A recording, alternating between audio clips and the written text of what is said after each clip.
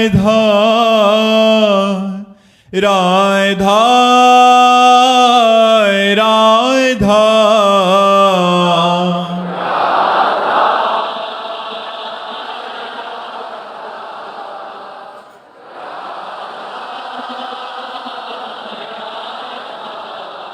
हाय राधा राधा राधा राधा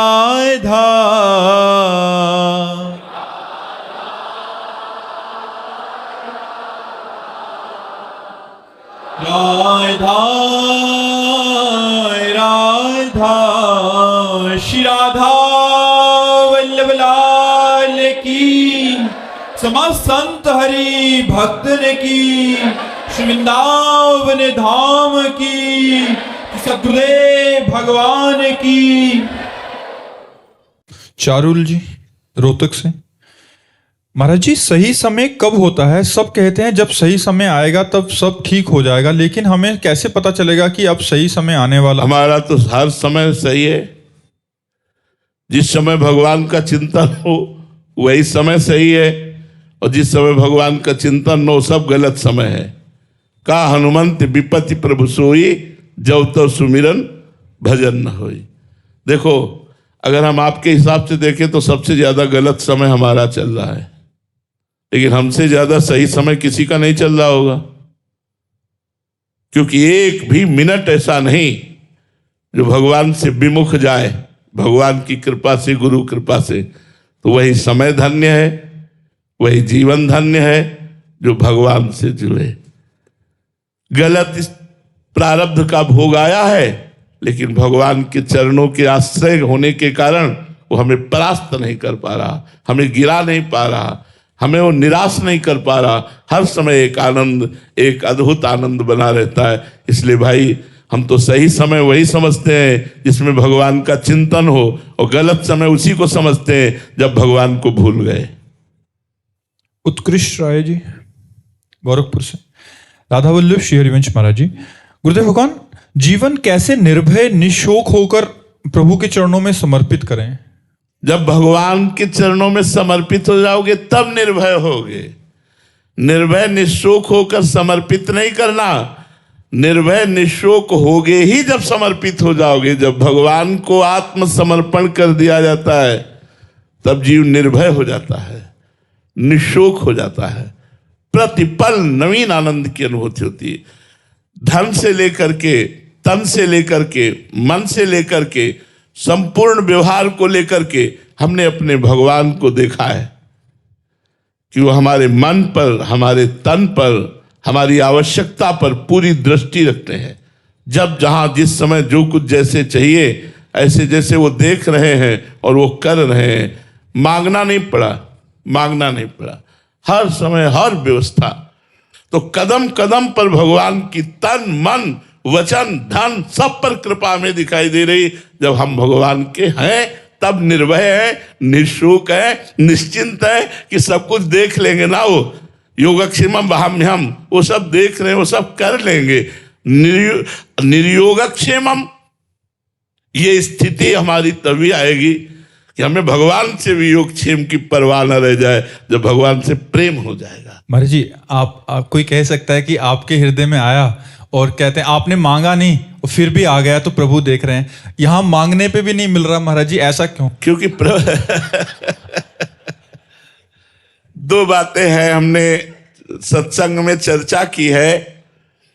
एक तो दुकान वाला संबंध, जिसमें जितने पैसे हैं उतने ही माल मिलेगा, और एक घर वाला संबंध। घर वाला जाएगा, बोला आधा किलो जरा घी का टीन उठाइए, तो वो पूछेगा नहीं, दे देगा। घर वाला आधा किलो घी उठा देते नहीं, लेकिन आपके आधा किलो घी निकालिए तो पैसा निकालिए।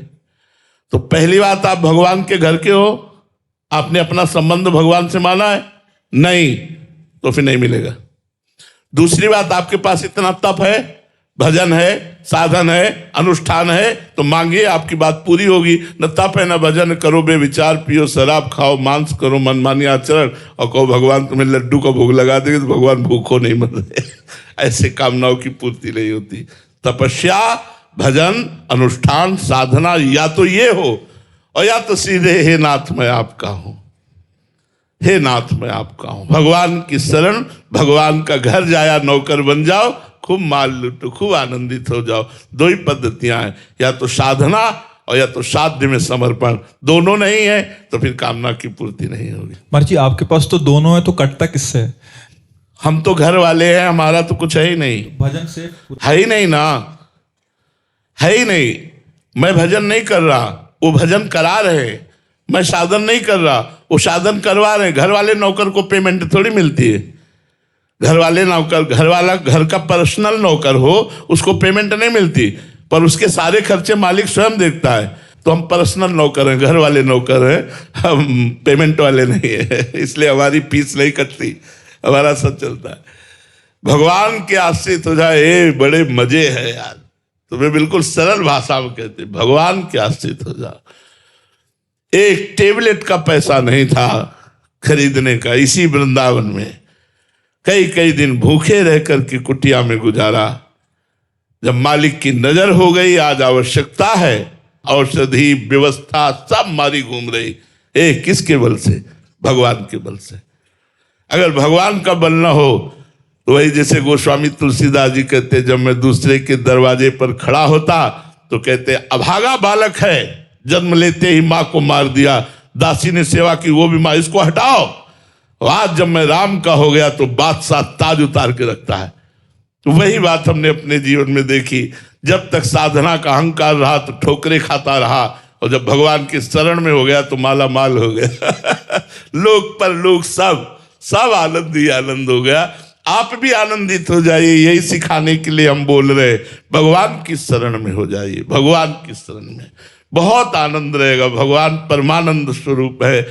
भगवान ने संपूर्ण सृष्टि किसी के सहयोग से नहीं बनाई, एक संकल्प से संपूर्ण ब्रह्मांडों की रचना कर दी। वो भगवान प्रसन्न हो जाए तो क्या मेरी छोटी छोटी कामनाएं नहीं पूरी कर सकते? क्या चाहिए आपको? क्या चाहिए? सब व्यवस्था भगवान कर देते हैं। आप शरण होके तो देखिए, आप भगवान की शरण होके देखिए, भगवान सब व्यवस्था कर देते। महाराज जी आपने लंबे समय साधना किया है, क्या ये उसका परिणाम है ये स्थिति आना, या हम बात मान लें आपकी आज से ही वहीं? नहीं, ये किडनी फेल का परिणाम है। अगर हमारी किडनी फेल ना होती तो शरणागति हमारी पुष्ट ना होती। 6 घंटे पद्मासन में बैठकर प्राणायाम के द्वारा अपने मन को वश में करके परमात्मा में लगाना, ये हम सीखा था। भगवान बड़े कृपालु हैं, कृपा करेंगे, मेरा कल्याण कर देंगे। कहीं एक भी रेखा नहीं थी, केवल साधना पक्ष पर जोर था। मेरे बाल ब्रह्मचारी, कहीं भी मेरी त्रुटि नहीं होनी चाहिए। ये साधन, ये साधन, ये साधन, कृपा शब्द था ही नहीं। और जब किडनी फेल हुई तब होश ठिकाने आए। वो अहंकार साधना का मिट्टी में मिल गया कि अब क्या करेंगे, अब तो किसी काबिल नहीं रहे। तब जैसे गजेंद्र ने फूल लेकर पुकारा ना हरि, जैसे द्रौपदी ने हाथ उठा के कहा ना गोविंद, ऐसे ही प्रेमानंद ने हाथ उठा कर लाडली जू देख लो, अब तो किसी काम का नहीं रह गया। तो लाडली जू का सारा प्रताप है, हमारी साधना का नहीं है।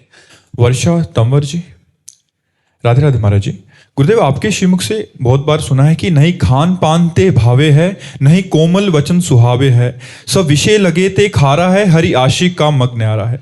महाराज जी, तेरा किया मीठा लागे, और एक और भाव भावे सो करहूं प्रेम के नाते, जोई जोई प्यारो करे सोई मोहि भावे, कबीरा कुत्ता राम का मोतिया मेरा नाम, गले राम की जेबड़ी जित खींचे तित जाऊं। महाराज जी, इन सब पदों में प्रभु के सब विधान को मंगल में ही बताया गया है।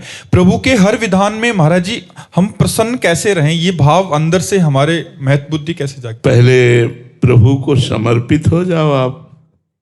आपका तन मन वाणी ये प्रभु में समर्पित हो जाए, फिर आप देखिए मच्चित्ता मदगत प्राणा बोधयंता परस्परम कथयन्ति च माम नित्यम तुष्यन्ति च रमन्ति च तेषाम सतत युक्तानाम भजताम प्रीतिपूर्वकम ददामि बुद्धि योगम तम येन मामुपयान्ति ते।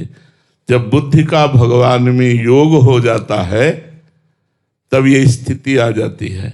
अभी हमको भगवान के चित्त वाले बनना है। अभी हमारा चित्त संसार का चिंतन करता है, देह का, देश संबंधी भोगों का, देश संबंधी रिश्ते नातों का। जब ये चिंतन छूट करके अनन्य चिंतन, अनन्यश्चिन्तयन्तो माम, भगवान का अनन्य चिंतन होने लगे, अभी हमारी बुद्धि ये निश्चय करती कि भोगों में सुख है।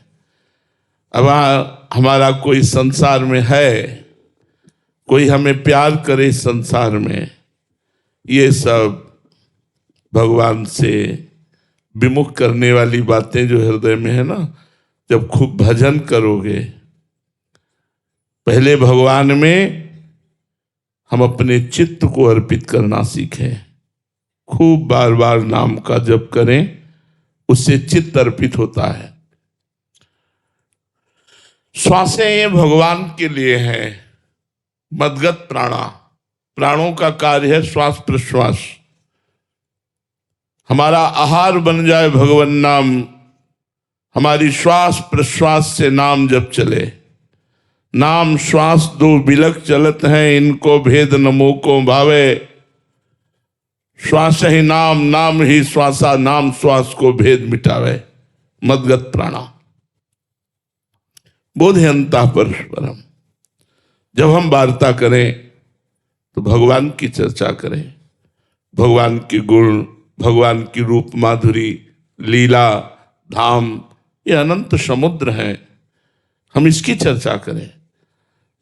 इसकी चर्चा तभी कर सकते हैं जब चर्चा सुने, चर्चा पढ़ें, भगवत कथा श्रवण करें, भगवत लीला कथा का गायन करें, तो हम परस्पर बोधयन्तः परस्परम, परस्पर बैठकर भगवान की चर्चा संबंधी, गुण संबंधी, लीला संबंधी जो रस है वो हमारे हृदय में आने लगे।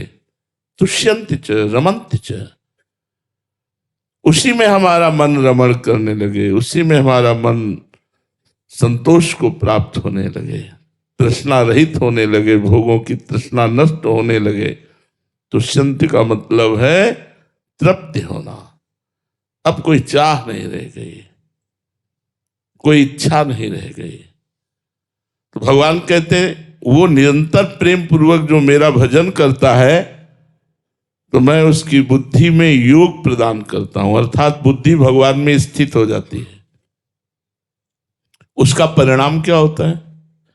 उसको सारे जगत में भगवान दिखाई देने लगते हैं।